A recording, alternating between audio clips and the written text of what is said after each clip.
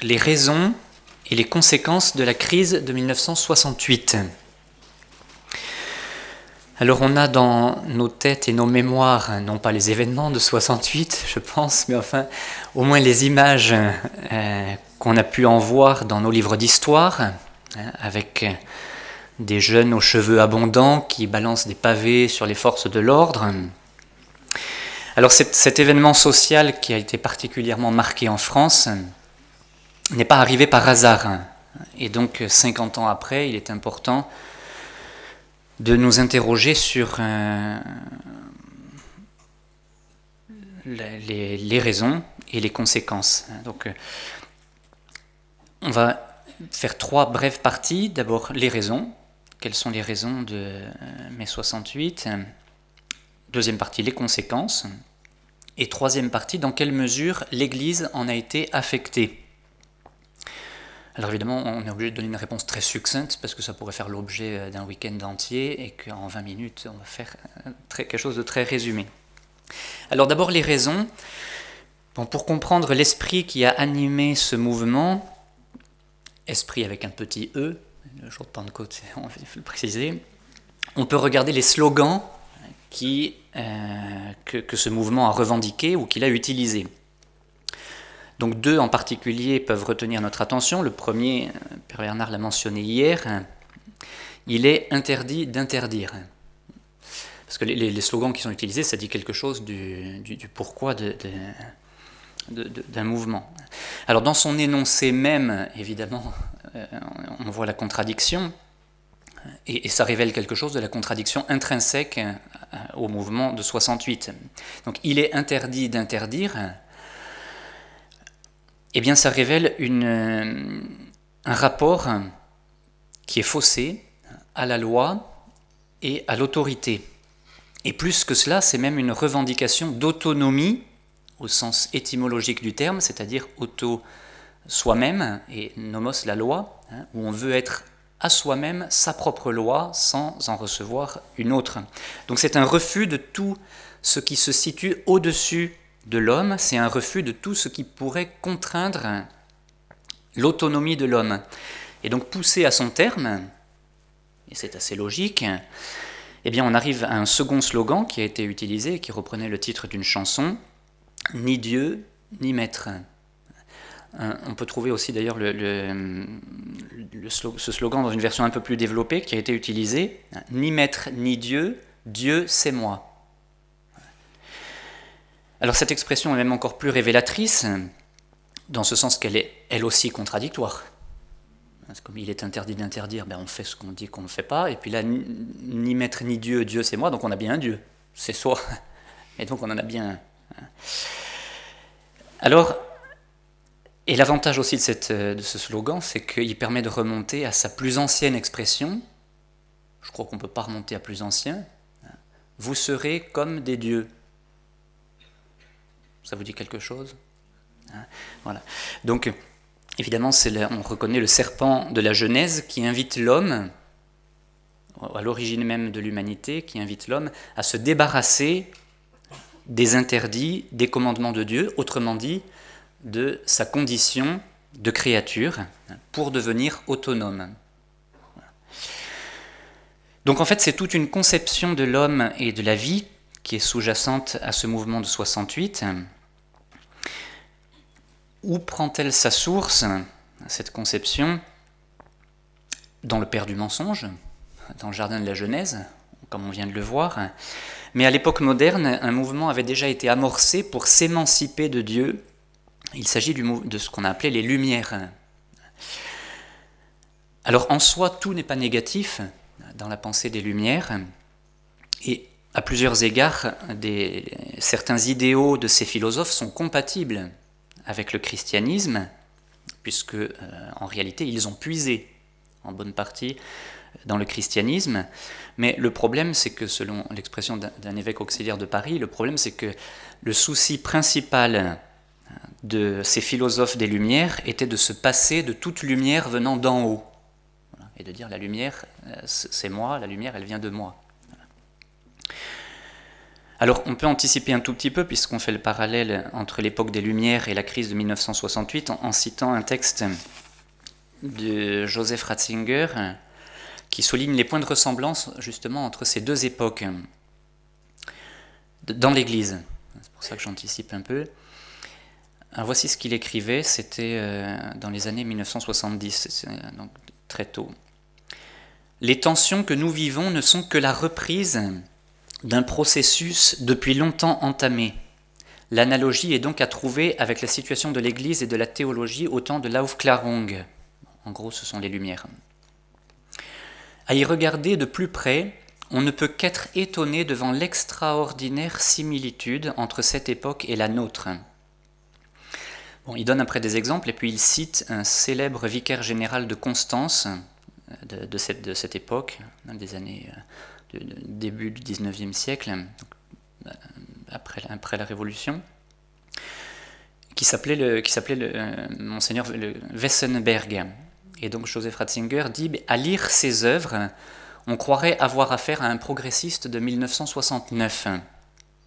On y réclame la suppression du célibat, les sacrements seront formulés en allemand, les mariages mixtes bénis sans qu'il y ait d'engagement au sujet de l'éducation religieuse des enfants, etc. » Donc un certain nombre de revendications de 1968, on croyait qu'on inventait des choses nouvelles, en réalité pas du tout. 2 siècles avant, on avait déjà des revendications de ce type. Et pour finir sur les raisons, donc cette révolution, entre guillemets, de 1968 a été le fait d'un athéisme militant qui prônait un homme sans Dieu, puisque Dieu était vu comme celui qui vient contraindre ou empêcher l'autonomie. Voilà, donc un homme sans Dieu qui soit dégagé de toute obligation, de tout devoir, et qui réclame une autonomie absolue pour sa conscience et pour ses agissements. Alors les conséquences, eh bien la principale conséquence de cet esprit de 1968, c'est le refus de toute transmission. Voilà. Nous n'avons rien à recevoir. Voilà. Donc nous créons nous-mêmes, puisque nous sommes Dieu. Donc nous créons nous-mêmes. C'est la philosophie de Jean-Paul Sartre. L'homme crée sa propre existence et il n'est rien d'autre que ce qu'il se fait. Alors, il y a des applications très, très concrètes. François-Xavier Bellamy raconte qu'un inspecteur général avait répété à plusieurs reprises à des professeurs en formation, dans une formation de professeurs, on leur a répété à plusieurs reprises « Vous n'avez rien à transmettre ». Et en fait, c'est ce qu'avait proposé Rousseau, à l'époque des Lumières, dans son livre « Émile ou de l'éducation », qui avait été publié en 1762, donc 2 siècles avant 68, et dont François-Xavier Bellamy écrit qu'aucune œuvre n'a autant inspiré nos théories et nos pratiques éducatives. Alors voilà 2 brefs passages de Émile ou de l'éducation par Rousseau. « L'enfant ne doit rien faire malgré lui. Ne lui commandez jamais rien, quoi que ce soit au monde, absolument rien. Ne lui laissez même pas imaginer que vous prétendiez avoir aucune autorité sur lui. »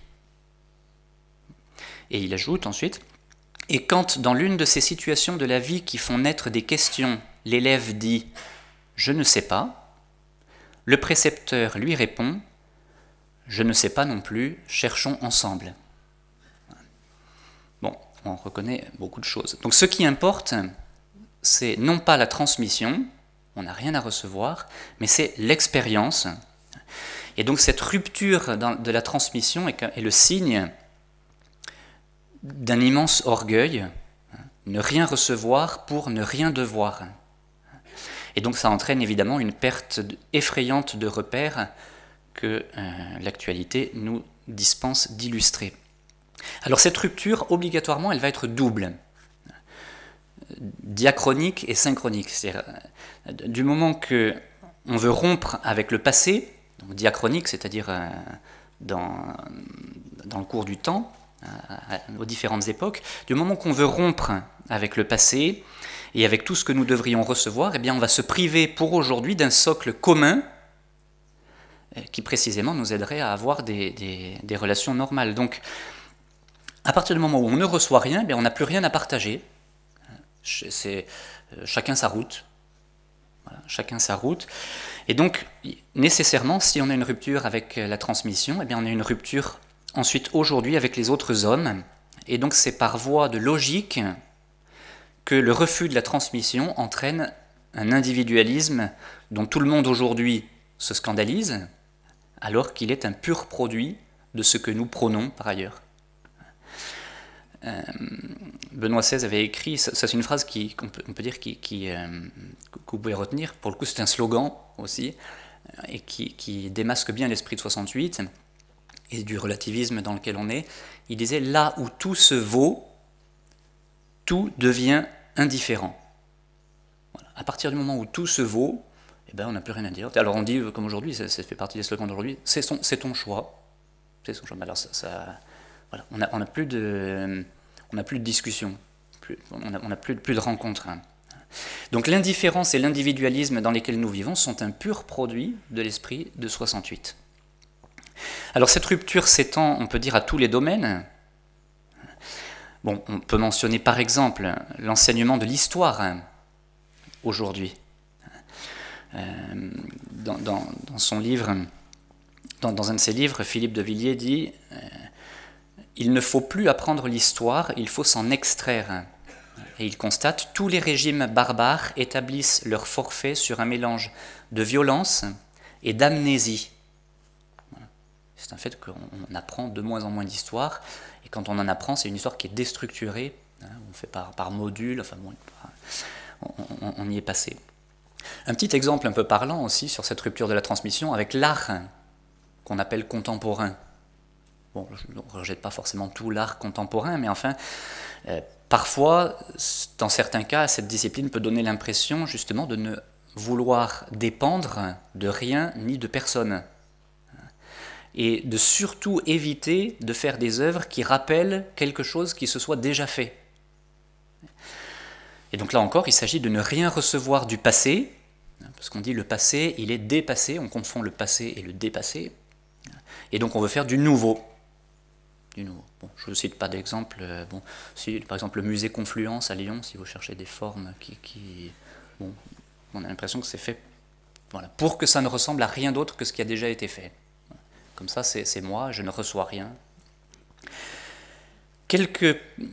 Un dernier mot dans cette partie sur les conséquences dans le domaine de la morale. Évidemment, il est interdit d'interdire. Ça va s'appliquer aussi en ce domaine. Et on disait encore en 1968, c'est encore un des slogans de 68, « Vivre sans temps mort et jouir sans entrave ». Donc en refusant toute norme et tout interdit, eh bien on va refuser même ce qui s'impose à nous par la nature. Et là on revient au jardin de la Genèse, au péché originel, où on refuse notre condition de créature, on refuse même ce qui nous est donné par la nature, exemple, notre condition d'homme ou notre condition de femme. Et on va dire c'est quelque chose qui est fait par la société, si je veux changer, je change. Il y en a qui nous disaient hier à table que dans un domaine commercial, ils ont eu sur l'examen national il n'y a pas longtemps, un sujet sur le transhumanisme et la possibilité de modifier son corps et les applications que ça entraîne. Alors troisième partie, les effets dans l'Église. Alors évidemment, voir l'impact de la crise de 68 dans l'Église n'est pas très difficile, ça prendrait trop de temps pour le décrire de manière exhaustive. Mais d'abord, c'est clair que c'est manifesté dans l'Église le refus de la transmission. Voilà. Bon, les résultats dans la catéchèse, par exemple, s'avèrent aussi catastrophiques que ceux de l'éducation nationale, puisque c'est les mêmes méthodes qui ont été mises en place pratiquement, où l'enfant n'apprend pas, on n'a rien à lui transmettre. Chacun découvre par l'expérience. Quand l'élève dit « je ne sais pas », le maître dit « je ne sais pas non plus, cherchons ensemble ». Et donc aujourd'hui, on arrive à, comme disait Benoît XVI, un analphabétisme religieux avec des enfants qui ne savent rien. Et où on n'a plus transmis justement les vérités de la foi. Alors ça se vérifie dans deux domaines, qu'on reprend l'un et l'autre, le dogme et la morale, qui doivent laisser place, en fait, parce qu'on dit il faut enlever le dogme et il faut enlever la morale. En réalité, c'est faux. On enlève le dogme et la morale traditionnelle et on les remplace par d'autres qui sont tout aussi intransigeants, mais on fait pas place nette, c'est pas vrai. Alors concernant le dogme, par exemple, on veut en relativiser les formulations en disant mais les dogmes sont des choses qui datent, qui ont été données dans un contexte précis, une culture, voilà. Et la doctrine est souvent vue aujourd'hui comme quelque chose de sclérosé qu'il va falloir parvenir à faire évoluer. Joseph Ratzinger écrivait aussi « Souvent un ton méprisant se fait entendre. Celui qui tient à la bonne doctrine apparaît comme étroit d'esprit, raide et potentiellement intolérant. Ce qui va compter, du coup, c'est la nouveauté dans ce domaine aussi. Et ça existe encore dans l'Église. En 2009, le cardinal Martini, qui est mort, écrivait « J'ai toujours vu quelque chose de positif dans ce qui est nouveau. » Ou encore très récemment, le président de la conférence des évêques d'Allemagne, le cardinal Marx, qui a pris quand même des positions un peu étonnantes sur un certain nombre de sujets, écrivait « Le changement a toujours été la réalité. Nous n'avons pas de philosophie du semper idem. » Toujours le même. Il faut savoir que semper idem, ce sont des mots qui sont utilisés dans la Bible au sujet du Christ, pour dire « Et le Christ ne change pas, il est toujours le même. » Voilà. Et donc lui, il dit « Nous n'avons pas la philosophie du semper idem. » Voilà. En réalité, les gens qui refusent le dogme, ils ont leur propre dogme à eux. Et voilà comment le cardinal Ratzinger commentait un livre de Hans Küng. Hans Küng étant un théologien allemand qui a été relevé de ses fonctions d'enseignement parce qu'il n'enseignait plus la foi de l'Église. Alors voilà ce que dit d'un de ses livres, le cardinal Ratzinger. « Prendre pour norme ce qui, dans le christianisme, peut être admis et approuvé sans difficulté, voilà le principe qui guide Hans Küng. Être approuvé par la conscience moderne a pris pour lui l'allure d'un dogme. » Donc en réalité, on en a bien des dogmes autres. Et quant à la morale, eh bien là aussi, une partie non négligeable de l'Église s'est alignée sur le monde de 1968 en refusant la morale, en contestant au magistère la possibilité, la mission même, de rappeler à la conscience ce qu'il faut vivre. Benoît XVI disait toujours sur le livre d'Hans Küng qu'il définit la valeur inconditionnelle de la norme en ces termes, rien d'autre qu'une adaptation aux différentes situations. Voilà la morale de 1968. Et on peut dire que le « il est interdit d'interdire » a déteint sur certains dans l'Église même, au point de vouloir redéfinir ce qu'est la conscience. La conscience, pour beaucoup, ne va plus être un lieu où on va juger de ce qui est objectivement bien ou mal, et qui nous vient de notre condition de créature, mais où on va décider, le changement de mot est extrêmement important et dramatique. La conscience ne va plus juger pour savoir si ça c'est bien ou si c'est mal, mais elle va décider si dans ma situation particulière, ça c'est bien ou ça c'est mal. Jean-Paul II va dénoncer cette conception de la conscience dans son encyclique sur la splendeur de la vérité. Et bon, un petit exemple qui a été donné précisément dans l'année 1968, c'est la note qui a été publiée par la Conférence des évêques de France sur l'encyclique Humanae Vitae, qui a pris, on peut dire, le contre-pied de l'encyclique de Paul VI, et donc Paul VI a dit à des témoins avoir été éprouvé de ce contre-pied qui a été pris par rapport à ce qu'il venait d'enseigner. Et le cardinal Ratzinger disait ceci, et c'est très juste aujourd'hui, le concept de norme devient ainsi de lui-même une valeur négative. Une indication venue de l'extérieur peut éventuellement fournir des modèles d'orientation, mais ne peut en aucun cas fonder une obligation définitive. Donc en faisant ça, on détruit, Ratzinger souligne qu'en faisant ça, on détruit toute la morale. Alors pour conclure, en fait on retrouve dans l'Église, on retrouve dans certaines parties de l'Église qui se sont laissées un peu contaminer par cet esprit de 1968, on retrouve l'athéisme qui est à la base de l'esprit de 1968. Parce qu'on ne croit plus vraiment en Dieu. Donc on remet en cause sa puissance, les miracles, les sacrements, on remet en cause sa vérité, le dogme, la morale, le dogme, la doctrine, je veux dire, et on remet en cause sa grâce, avec toutes les conséquences que ça a sur la morale. Et voilà pourquoi certains disent que la crise de l'Église est plus encore une crise de Dieu, parce que même dans l'Église, Dieu n'est plus à la première place. Et donc c'est logique que selon cette conception, eh bien, des courants de l'Église se sont orientés vers des actions exclusivement sociales ou humanitaires, qui évidemment étaient sont et demeurent bonnes en soi, mais qui ont pu avoir tendance pour certaines à écarter Dieu de leur horizon pour se contenter simplement de travailler à un monde meilleur. Voilà. On voit aussi cette chose-là dans la liturgie. Parfois, même Dieu semble absent, quand on n'a plus le sens du sacré dans la liturgie, parfois même Dieu semble même absent de la liturgie. Et donc finalement, ce monde de 1968 qui promettait de vivre une liberté sans frein et une fraternité en éliminant Dieu, en éliminant l'autorité, en éliminant la loi, en éliminant les interdits, eh bien ce mouvement a produit une société éclatée, fracturée, où l'isolement atteint un niveau qui n'avait jamais été atteint. On n'arrête pas de parler de la fraternité, on la veut sans Dieu, et aujourd'hui tout le monde le constate que jamais on a été aussi dans une société aussi individualiste et aussi où les gens sont aussi isolés. Et donc la contradiction de 68 est visible, on peut dire, dans toute son ampleur, et les idéaux de mai 68 qui de fait sont issus de la Révolution française, liberté, égalité, fraternité, sont des idéaux chrétiens, mais qui ont été coupés de Dieu pour ne pas dépendre ni de Dieu ni d'un autre, donc on a rejeté Dieu, et donc en utilisant ces idéaux sans Dieu ou même contre Dieu, eh bien ils ont produit leur contraire, et donc ils se sont retournés contre l'homme. Alors on peut finir juste par cet autre slogan de 68, sous les pavés, la plage. Donc le sable. Alors voilà sur quoi on a voulu bâtir en 68. Voilà. Sur le sable, bon, vous connaissez la parabole de l'Évangile, avec celui qui construit sa maison sur le sable, ou celui qui l'a construit sur le roc, c'est-à-dire sur Dieu. Donc voilà pourquoi il faut bâtir sur Dieu. Joseph Ratzinger disait qu'une société dont on exclut l'ancrage moral et le respect de Dieu s'ouvrira à la tyrannie quand elle se sera suffisamment épuisée dans l'anarchie. Voilà. Bon, on a l'impression qu'on nous a filmé ce que nous vivons.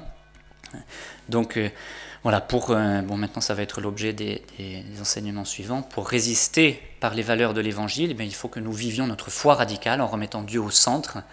Et on peut reprendre, nous, le slogan, le titre, enfin on peut le prendre comme slogan d'un livre du cardinal Sarah, Dieu ou rien.